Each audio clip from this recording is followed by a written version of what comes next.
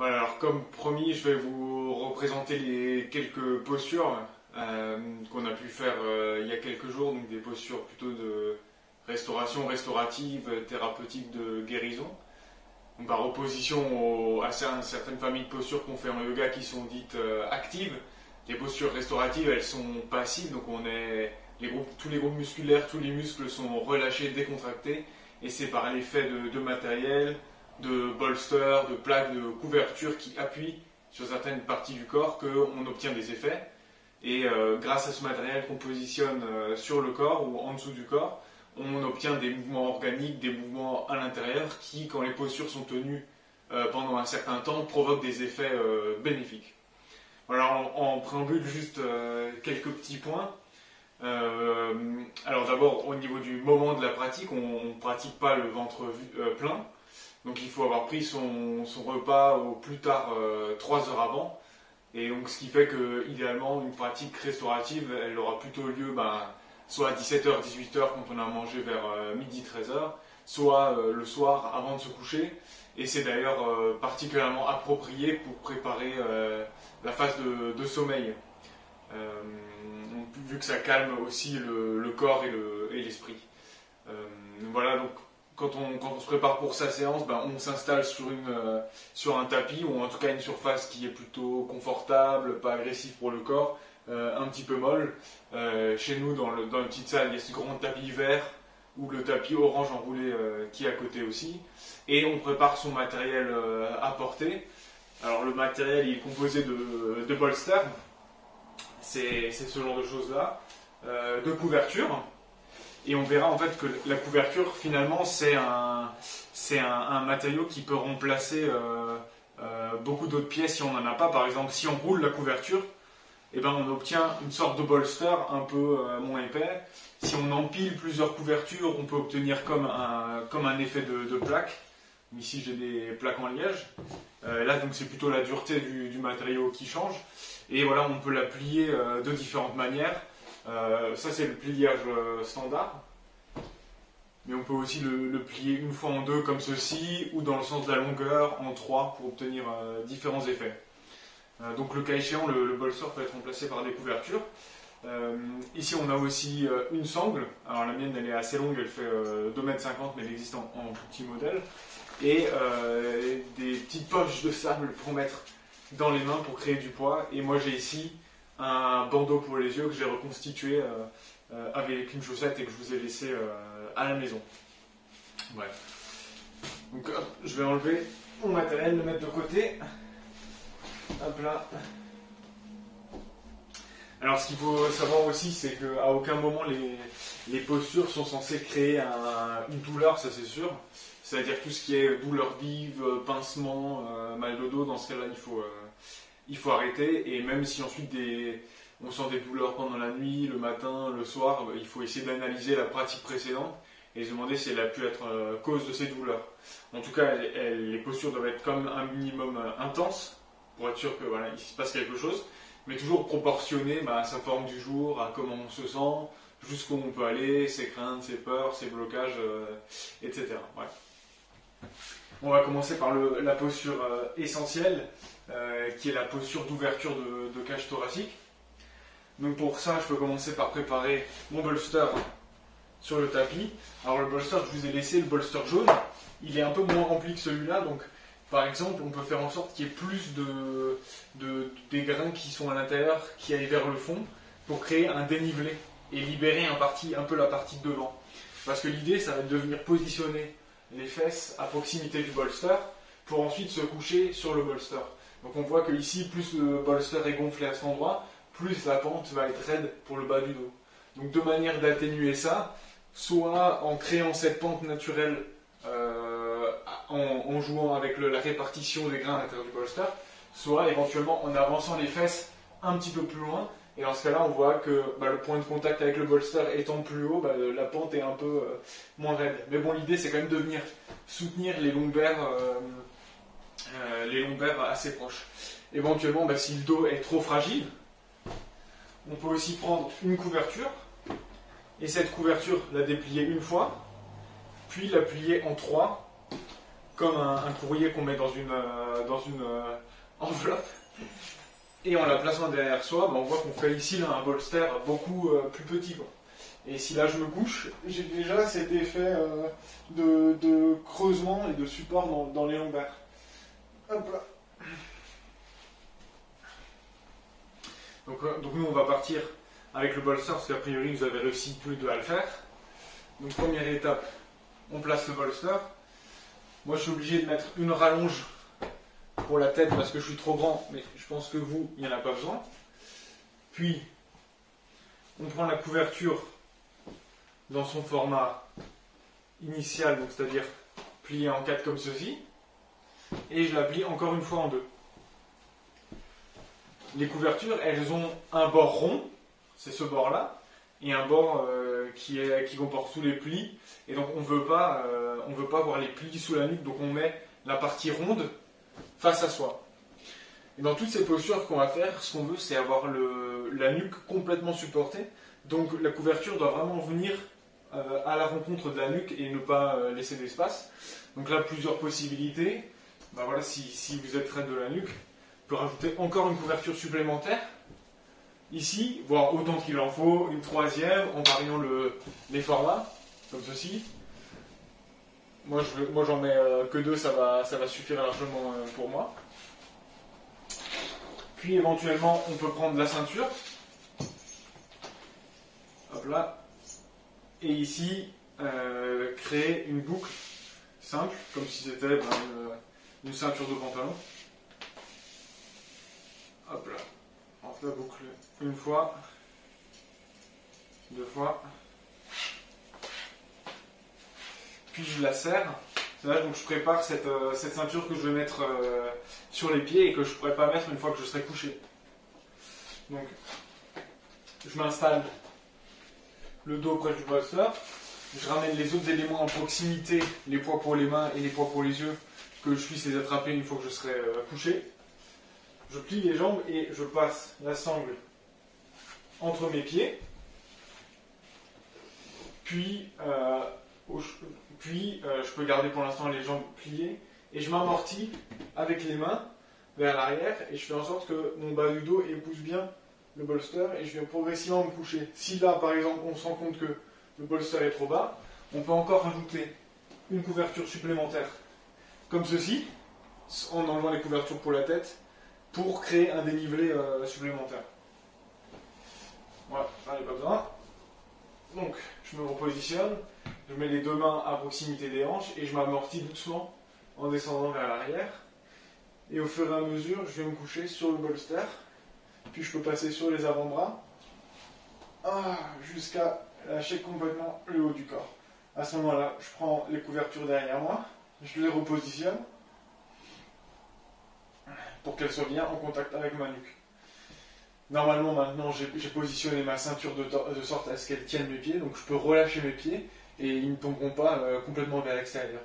Si, une fois que vous êtes installé, vous vous rendez compte que la ceinture est trop serrée ou pas assez serrée, il faut en prendre note et rectifier la prochaine fois, parce qu'on ne va pas sortir de la posture à tout bout de champ. Ensuite, j'ai mes éléments à porter.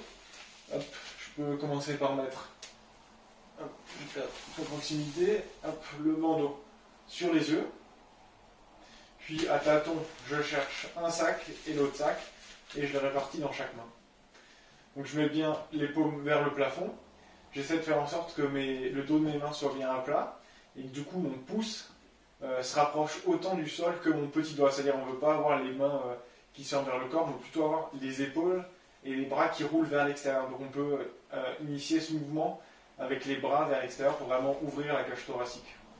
Et puis maintenant, on relâche toutes les parties du corps et grâce au poids sur les mains et sur les yeux, on laisse le corps s'enfoncer dans le sol.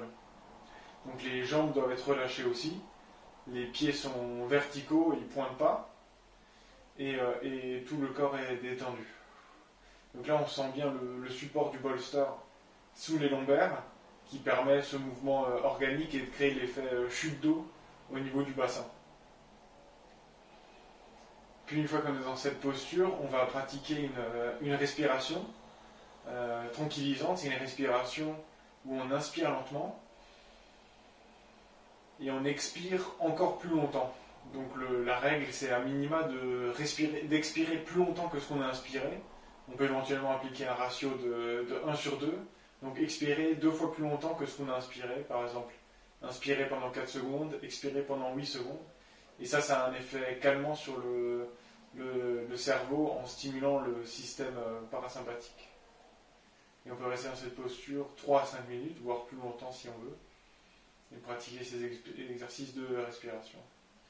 Puis quand on veut sortir, on pose les sacs de sable sur le côté, on enlève le bandeau des yeux, on plie les 2 jambes, on enlève la ceinture des pieds, et puis on ne veut surtout pas remonter de face parce que c'est là qu'on peut se faire mal, on se laisse glisser sur le côté,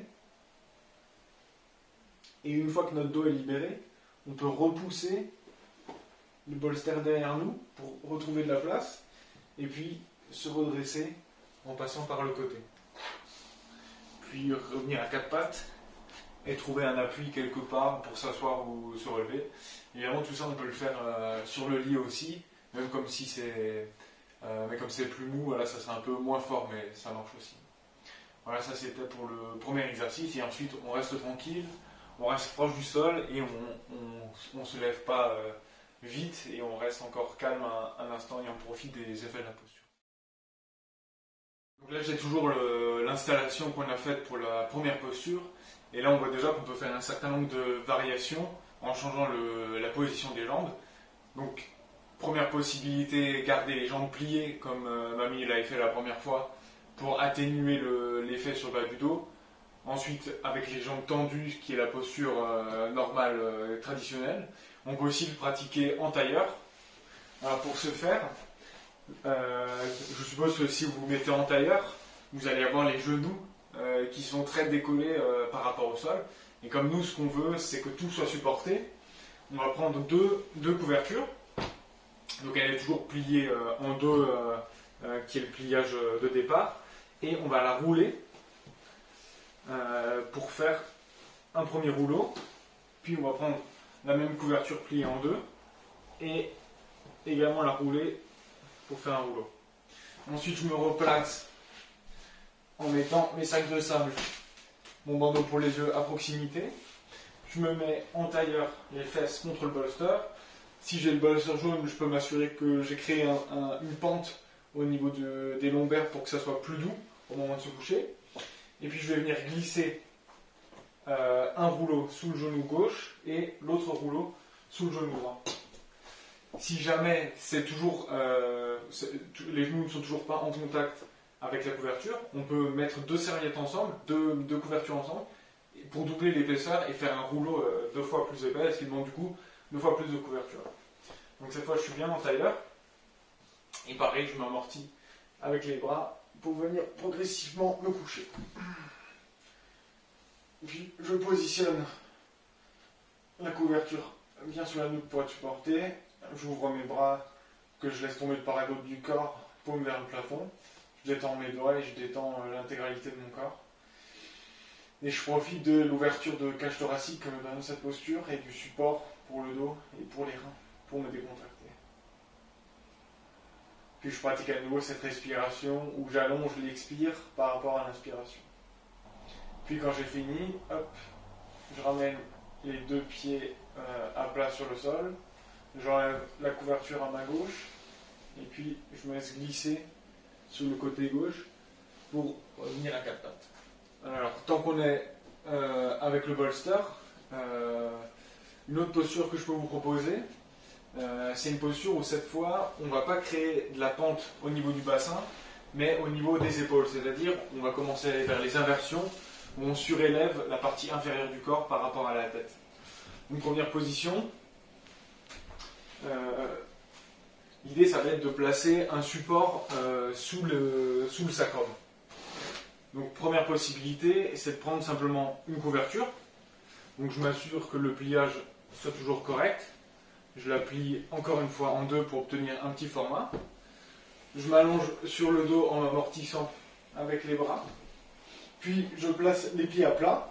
Je peux placer une couverture pour la nuque avec toujours le bord rond sous la tête. Si là la nuque est pas assez supportée, je peux éventuellement rouler la couverture comme ceci pour créer un support pour la nuque. Voilà, comme ceci. Voilà. Ensuite, je mets les pieds à plat et en les rapprochant assez des fesses pour soulever les fesses, et puis je glisse cette couverture sous mon sacrum. Puis je repose les fesses. Voilà, là on a un premier dénivelé qui est créé avec un plateau qui se forme au niveau du bassin et une cascade qui se forme au niveau du haut du corps. Si on a la possibilité, on peut soulever les fesses, rajouter une deuxième couverture, puis reposer les fesses. Voilà, comme ceci. Dans cette posture, on ne va pas tendre les jambes, parce que là, ça va être trop exigeant pour le bas du dos. Et au contraire, on garde les jambes pliées pour forcer la rétroversion du bassin, c'est-à-dire que le coccyx remonte vers le plafond. Et puis, si on a envie, on peut rajouter, comme d'habitude, le bandeau sur les yeux et les poids, là je ne trouve plus, hop, les poids sur chaque main, pour trouver une posture de relaxation. Ensuite, au moment de descendre de cette posture, on enlève un support après l'autre. Le premier, on repose, puis le deuxième, il repose. Sinon, la descente est trop violente pour le coccyx. Maintenant, une posture très intéressante qui ressemble un peu à celle-ci. On va prendre les deux plaques que je vais mettre à une extrémité du tapis, puis je vais prendre le bolster. Hop là. Ensuite, si c'est possible pour vous, je me soulève avec les mains, je m'assois sur le bolster et je viens m'asseoir tout au bout du bolster. Je place les plaques pour qu'elles soient à peu près à distance de mes jambes. Donc, je peux tester avant de me coucher, comme ceci. Puis progressivement, je me laisse rouler en arrière jusqu'à arriver couché sur le bolster et je laisse mes épaules tomber jusqu'à rejoindre le sol. Alors moi, je suis un peu court, donc il faut que je ramène les plaques vers moi. Donc je glisse un peu plus en arrière. Et donc là, mon corps est sur une ligne horizontale grâce aux plaques qui surélèvent mes pieds. Il y a une cascade qui se crée dans le haut de mon corps qui emmène un afflux sanguin vers la tête. Et je sens juste le support du bolster entre les omoplates et mes épaules sont en contact avec le sol. J'ai une fermeture naturelle de la gorge qui se fait grâce au contact de la tête avec le sol. Comme mon matelas est assez mou, je n'ai pas besoin de mettre de couverture à l'arrière de la tête. Étape que j'ai oubliée, on peut ajouter une ceinture entre les pieds, entre les mollets, pour éviter que les pieds roulent vers l'extérieur. Si là je relâche mes pieds, et ils s'écartent beaucoup trop, et ça peut créer de la pression sur les genoux. On va plutôt garder les pieds droits. Donc pareil, on peut rester dans cette posture un certain temps, 3 à 5 minutes. Et puis quand on a fini, on plie les deux jambes et on se laisse rouler sur le côté gauche. Hop là, et on se redresse. Ensuite, je vais vous montrer une posture qui est très bonne pour le transit et pour la digestion, la constipation, etc. Donc c'est une posture qui implique une légère torsion. Et ça, c'est des postures qu'on aime bien faire en fin de série parce qu'elles permettent aussi de ramener le dos à la normale. Donc quand on s'est plié au niveau des lombaires, au niveau du haut du dos, ces postures en torsion permettent de faire en sorte que la colonne revienne dans une position neutre. Donc pour ça, j'ai toujours mon rouleau pour la tête, pas très loin. Hop là. Qui peut être juste une couverture pliée, comme ceci. Puis, je positionne le bolster à ma gauche. Je vais le faire à droite pour qu'on puisse mieux voir. Je me couche hop là, sur le dos. Puis, pour créer de l'espace, pour pouvoir laisser tomber mes genoux à droite, je soulève mes fesses, je décale légèrement vers la gauche. Puis, je laisse mes deux genoux tomber en même temps sur la droite, jusqu'à entrer en contact avec le bolster. et je viens glisser une couverture entre les deux genoux pour recréer de l'espace dans la hanche et pour éviter le contact désagréable des genoux entre eux. Là, on peut ajuster si la torsion est trop forte. On rajoute des supports sous les genoux. Si elle est trop faible, on peut remplacer le bolster par un rouleau ou éloigner un peu le rouleau ou jouer avec les distances. Puis maintenant le bas de mon corps est positionné, je monte les bras en chandelier ou en cactus vers le haut. Le bras droit, je le ramène sur le cœur. Je tourne la tête à gauche et je laisse le bras gauche en l'air. De cette manière, je crée une torsion du bassin qui est fixé jusqu'au haut du corps. Et je respire profondément dans cette posture de sorte à créer du mouvement dans les organes digestifs. Puis, je commence par remettre la tête au centre. Je ramène les genoux verticaux. Je peux garder la couverture entre les genoux. Je prends le bolster. Je le place de l'autre côté. Je soulève mes fesses pour les placer à droite et je laisse mes genoux tomber à gauche. Pareil, je peux mettre la main gauche sur le cœur, tourner la tête à droite et garder la main droite en chandelier vers le haut, donc pliée à angle droit. Et je respire profondément pour créer du mouvement dans les parties intestinales digestives. Puis quand ça suffit, après 3 à 5 minutes, je remets les genoux à la verticale. Je peux cette fois enlever la couverture, éloigner le bolster, me rouler sur la gauche pour me redresser progressivement sur le côté et retrouver une position assise ou à 4 pattes. Alors, en complément de la torsion précédente, on peut faire une autre posture assez intéressante pour ses bénéfices en relaxation et pour la digestion. À nouveau, on va prendre le bolster. Donc là, il faut voir si c'est possible pour vous. Je m'assois à côté du bolster. Et je passe mes 2 pieds sur le côté. Donc là, je peux m'aider de ma main pour amener la deuxième jambe le long de mon corps. Et puis, je m'amortis avec les mains pour venir de face contre le bolster. Et je viens me coucher sur le bolster. Je m'appuyie un petit peu. Hop. Et je regarde vers la droite. Donc de cette manière, j'ai le corps en torsion avec les hanches qui restent vers le côté et le tronc vers le bolster. Puis ensuite, il faut faire la même chose de l'autre côté.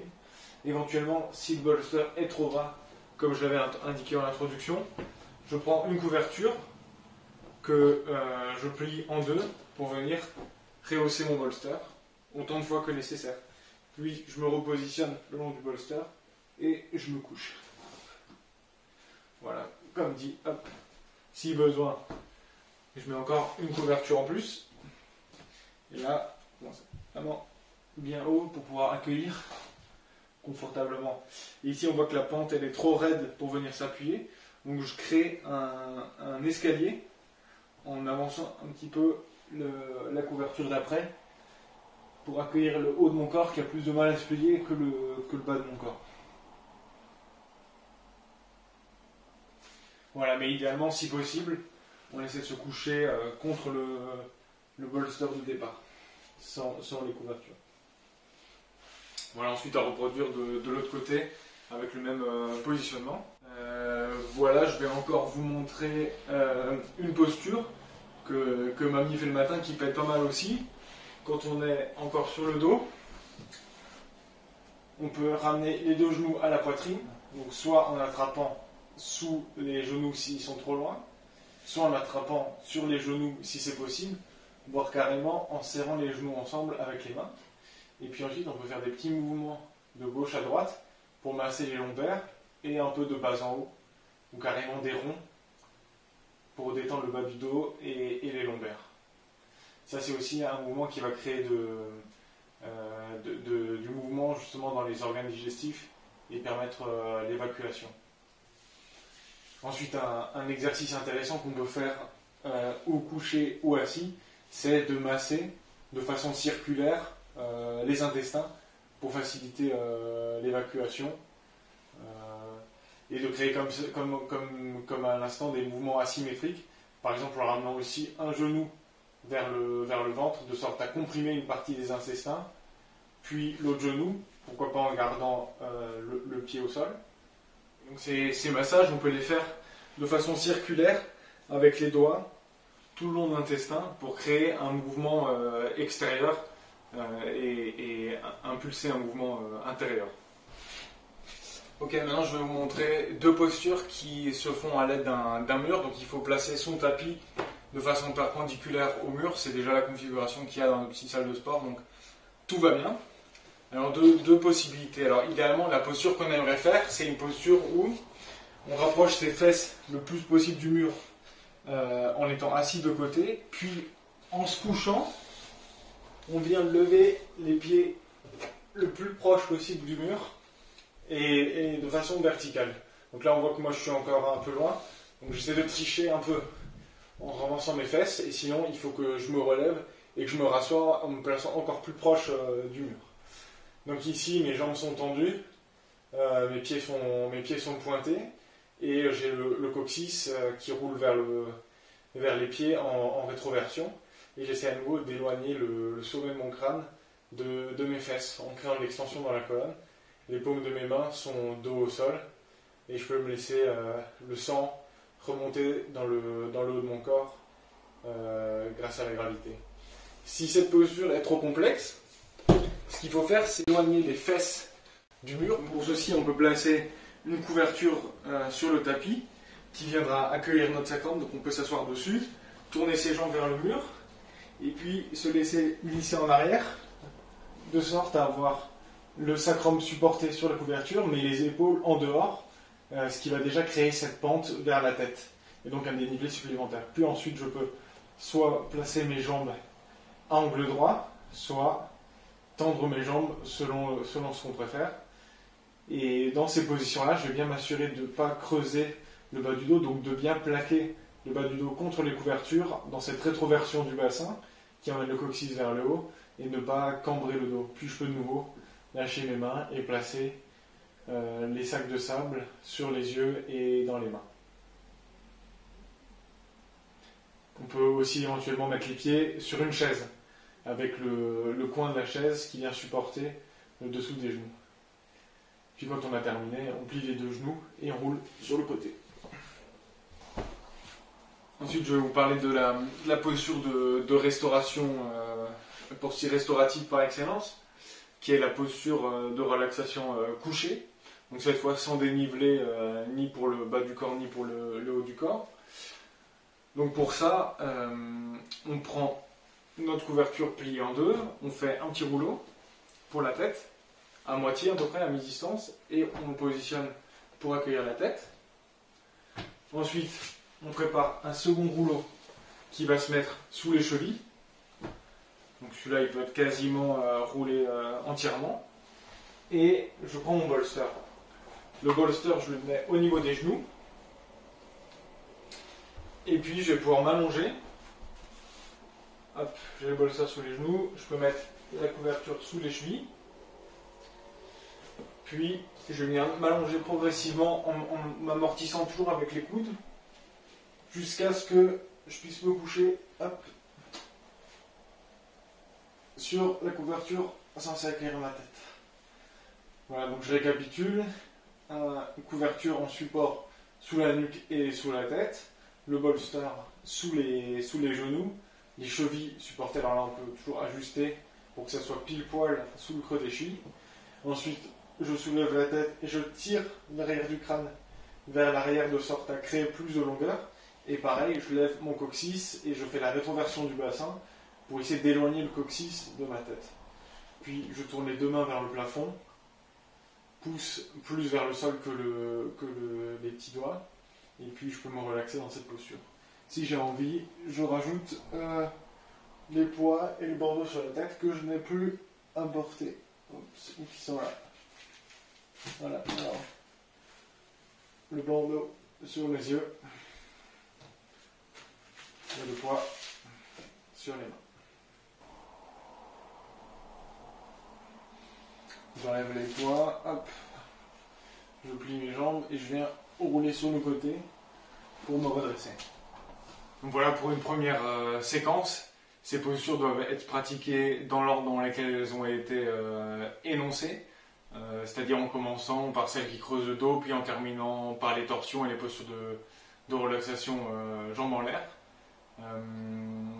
Elle doit être tenue entre 3 et 5 minutes et on peut en choisir certaines. S'il fallait en garder qu'une, ça serait la première et celles qui peuvent peut-être agir sur la constipation et la digestion. Voilà, on en parle dès que je reviens à Ribot pour voir là où ça bloque et ce qu'il faut changer. En tout cas, chaque posture peut toujours être modifiée en augmentant la hauteur avec des couvertures, de sorte à ce que ça soit pile poil bien ce qu'il faut pour son corps. Namasté.